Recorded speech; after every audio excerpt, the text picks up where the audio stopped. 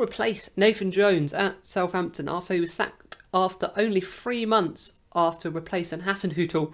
So, let's talk about potential replacements. Let's start on Nathan Jones. It was always an odd appointment from the start. It just never worked. Some of his press conferences were a bit weird. I think he thought he was better than he was. Where he didn't really have that background to back up what he was saying. He only done it at Luton Town twice. He was at Luton Town, then went to Stoke City in the Championship, failed at Stoke City, and then got his move to back to Luton after he was sacked by Stoke. Did well again, and then took the Southampton job 3 months ago. So it was always a very odd appointment after sacking Hasenhüttl, who I thought they should have given a bit more time to, if I'm honest. I don't think Hasenhüttl was a bad manager. On the budget he's had at Southampton, I think he's done alright. I think given a bit more time, I think he would have done a good job. But they did sack him. So we're now going to look at the managers who can replace Nathan Jones. Make sure you smash that like button, smash the subscribe button, turn on the bell so you never miss an upload. This is the Football Nation, your home of all things football. Let's get into it. First up, guys, we're going to have a former Southampton manager in Pochettino. So he's had a mixed career, Pochettino has. So let's go to the start where he took over Espanyol. He was there for 161 games. He won 53 games, 38 draws and 70 losses. That's a win percentage 32.92 and an average goals of 1.14. He left by mutual consent in November and in January he took over Southampton. So at Espanyol, he didn't do too bad. Obviously, it's early in his career, so with a smaller club like Espanyol, he didn't do too bad. But 70 losses in a short amount of time is a lot. But let's go on to what he did after that. So that move got him a move to Southampton in the January, and from then he was there just over a year. He won 23 games, drew 18 and lost 19. That's a win percentage of 38.33, an average goal of 1.14. So yeah, that's very impressive from him at Southampton. He built a really good. He had a really good squad there. Klein, Jose Font, Luke Shaw, Callum Chambers, James Ward-Prowse, who's still there. We will talk about him later in the video. Morgan Schneiderlin and Adam Lallana, Jay Rodriguez. He had a brilliant squad at that Southampton team, and the next season it got ripped to pieces by bigger clubs. A lot of them going to Liverpool. Schneiderlin and Luke Shaw going to United. Yeah, the team just got ripped to pieces in that next window, and that earned him a move to Spurs. So at Spurs, how did he get on there, you wonder? So he was there for quite a long time. So he managed them for 294 games, a win percentage of 54.27%. He won 159 games, drew 62, lost 72, and an average goal of 1.91. So he did really well at Spurs, really well. He built a really good squad. He nearly challenged for the title the season Leicester won it, but just missed out. He missed out to Leicester and then fell apart at the end of the season and finished third. After having a really impressive start to the season, he fell off. But yeah, so he also took them to the Champions League final, obviously losing to Liverpool in that final. That was a very impressive run, beating Ajax in the semi-final. probably what a night for Spurs.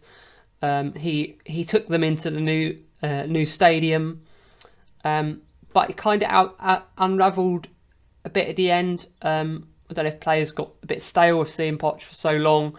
After a few years, sometimes some of the players just like to see a new face, and it did get a bit stale at the end. But I think, given time, Pochettino would have turned that around at Spurs. I think bringing Jose in after that was a massive mistake, and they've had quite a few managers since then. So yeah, I think that was a massive mistake by Spurs sacking Pochettino. I think they'd done it too early. I think given a bit more time, he would have done really well there.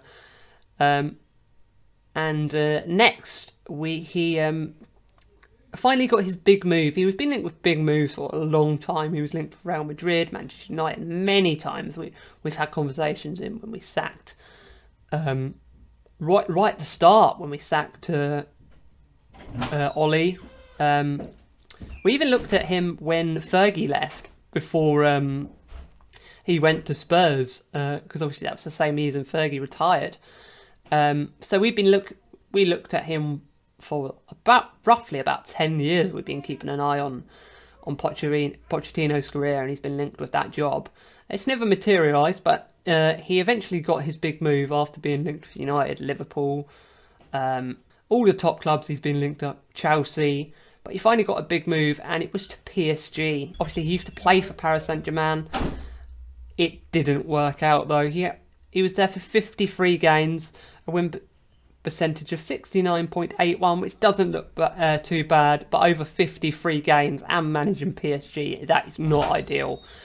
He won 37 games, drew 7, lost 9, and so an average goal of 2.26, which with the forwards he had at PSG, Neymar, Mbappe, just a super team. He should be doing a lot better than he did there. His favoured formation is a 4-2-3-1 or occasional 4-3-3. I think he done this best at Southampton and Spurs. They really fitted his system. The Premier League really fits his game. And looking at that Spurs team, that link up between Harry Kane and Son with that Spurs team was really key to their success. And too bad he couldn't win a trophy there, because I think he deserved it from the work he did there, bringing players through and what he did at that club. So Southampton could be a good option. He's managed there before. One of my favourite players in the Prem, James Ward-Prowse. I think a great player. Pep said himself he's the best free kick taker in the Premier League. Pep's words are not mine. I think moving it back to Southampton, I think he'd steady the ship. I think they've got some good players. And I think James Ward-Prowse is the key player, I think, for that team that would be even better under Pochettino again. He's played under him before. I think he's the only player still there from that previous Southampton journey. So yeah, I think that would be a really good move for him to go back there. I don't know if people on the board are still the same, or if he knows anyone at the club still, but I think fans would really like that appointment as well, and I think it would maybe make Poch fall in love with football again after that struggling times at PSG and their expectations and the way that club has been run at Paris Saint-Germain. So hey guys, next we have Mr. Relegation himself, Mr. I will keep you up, Sam Allardyce, Big Sam. You bring him in for one job only, and you'll see the job when we look at the clubs he has managed. So, Big Sam, he has been around the block, starting his managerial career as a caretaker manager to Preston North End in 1992 as a caretaker manager. Then he got a role as the Blackpool manager in 1994 to 1996. Then Notts County 1997 to 1999, Bolton Wanderers 1999 to 2007, so that's one of his longest spells at a job. He did really well there, steadying the club till it hit a bad point in the end, and they're struggling now as a club. But he started really well there, and he was there for a long time at Bolton Wanderers. Next, he moved to Newcastle United. He was only at Newcastle United for 1 year. That was between 2007 and 2008 to keep him in the Premier League. And then he went to Blackburn Rovers in 2008 to 2010, so he was there for 2 years. And he did the same again. Then he went to West Ham. He was quite successful at West Ham. He did what you expect for a couple of years, kept them up in the league till they wanted something a little bit bigger, better, and he was there from 2011 to 2015, and then went to Sunderland in 2015 to 2016. So relegation expert, keeping all of these clubs up, never being relegated from the Premier League. He was close to being relegated with West Brom, but they sacked him just before, so he still got that record of not being relegated in the Premier League. And yes, so next he got himself the England job. The best win percentage of any England manager ever, with 1 win, 100% win rate before he got sacked for things outside of football. And so he's got 1% win rate in football, and best England manager ever. If you take percentage. So next, he had a bit of a break after that England job, but then he took over Crystal Palace in 2016 to 2017 for 1 year. Kept him up in the Premier League, same as he's done everywhere else. And did the job. And then he moved on at the end of the season after keeping him up, and he moved to Everton. Obviously, Everton have been in a relegation battle for the last 3 or 4 years now, but he kept him up in 2017-18. Really close at the end. They nearly went down. It went right down to the last few games of the season, but he kept Everton up in 2017-18. Then he had a couple years off and moved to West Bromwich Albion from 2020 to 2021. And they got relegated, but it wasn't him. He resigned, or he was sacked before they got relegated, so he kept his record going. But as I say, but going through these clubs, you get him in for one job. He plays one style of football. He was a big man up top, and just to get the goals to keep you up, really. He'll have the odd good result in there playing that way, but you know what you get with Sam Allardyce football. It's very similar to like a Sean Dyche, who is now at Everton. But yeah, I'd say he's a less glamorous Sean Dyche. That's what I'll call Mr. Sam Allardyce. But if you want to keep him in the Premier League, that could be a way to go for Southampton. Let's look at his win percentage at some of these clubs. So, his win percentage. Yes, so his win percentage. Let's look at some of these clubs. So, at Crystal Palace, he had a 40% win record. He won 8 games, drew 3 and lost 9. Totaling 20 games in charge, 40% win record. At England, as I say, he had a 100% win record, winning 1 game of 1 game. At Sunderland, he won 9 games, drew 9 and lost 13, totaling 31 games and a win percentage of 29.03. Going on to West Ham, won 16 games, drew 13 and lost 24. totaling 53 games in his second spell at West Ham and a 30.19 win percentage. But his first spell at West Ham, he won 68 games, drew 46 and won 67, totaling 181 games in charge of West Ham. That's a 37.57% win record. Going on to Blackburn Rovers, he had 32 wins, 24 draws and 34 losses, and that's adding up to 90 games in charge and a 35% win record. Newcastle United, he had 8 wins, 6 draws, 10 losses, 24 games in total, 33% win record. So he's had a good, he just does a job. His average is about 35 to 40% win record, I'd say.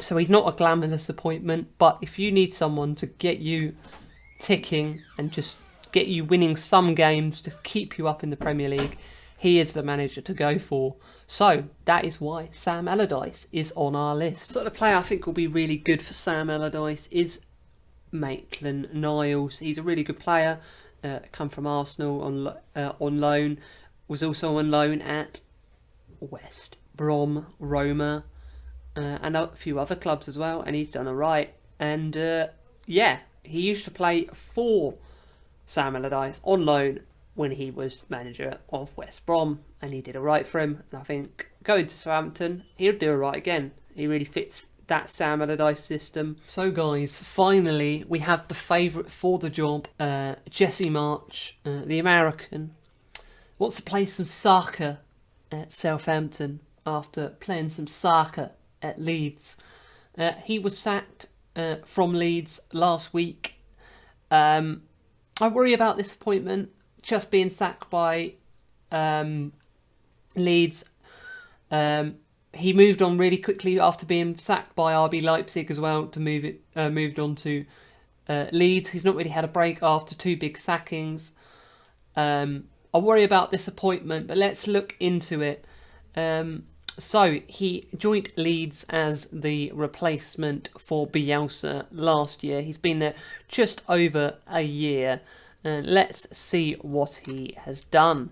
So he managed 32 games in the Premier League. He won 8 games, 9 draws and 15 losses. Goals for 39 and goals against 53. So he did struggle in the Premier League. I don't think the players bought to his system from the start. There was glimpses of it, but and he bought a lot of players, especially in January, in from the RB Salzburg system, which is why I think he'll get the Southampton job. But we'll get onto that in a minute. So he's bought quite a few players in from RB Salzburg, Leipzig, those Red Bull groups, and that is because he has most of his career has been with the Red Bull family. So breaking down Jesse March's career, he was assistant manager at the USA national team for 1 year. He took over in 2010 to 2011, just under a year he was there, and then he took over Managerial in the MLS, and he was there for 1 year as well. When 36 games he was in charge there. He did alright in the MLS, but didn't stay around very long till he went back to the MLS a few years later with the New York Red Bulls, and this is when his association with the Red Bull group started. So he was manager of the New York Red Bulls. He was assistant manager for Ralph Rangnick for 52 games as well for RB Leipzig between 2010 and 2019. Then he became the manager of RB Salzburg in Austria, so another Red Bull group, and he was there from 2019 to 2021. So he was there for a couple of years, 94 games played, and this is where he really made his career. So he did really well at RB Salzburg, and he was part of that next group from the Rangnick system. Hasenhüttl, who we'll get onto in a minute, Nagelsmann, that Red Bull managerial circle which they have there, and they've made some really good managers out of that circle.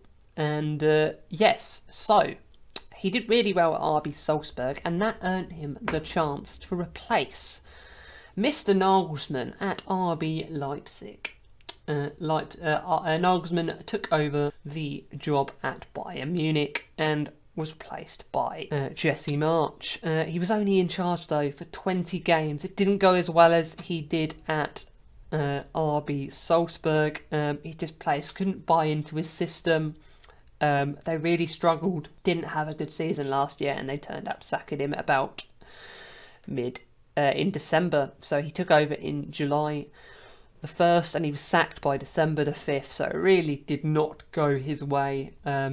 They just couldn't transport to his football after the success what they were building under Nagelsmann. So after that, he didn't have a very long break. Obviously, he was sacked in December the 5th. February the 28th, he became the Leeds manager. He had a bit of a bounce at the start after Bielsa, but it just never really worked. And he was there for 37 games. So let's break into his Leeds team. 32 games, 8 wins, 9 draws, 15 losses, 39 goals for, and 53 goals against.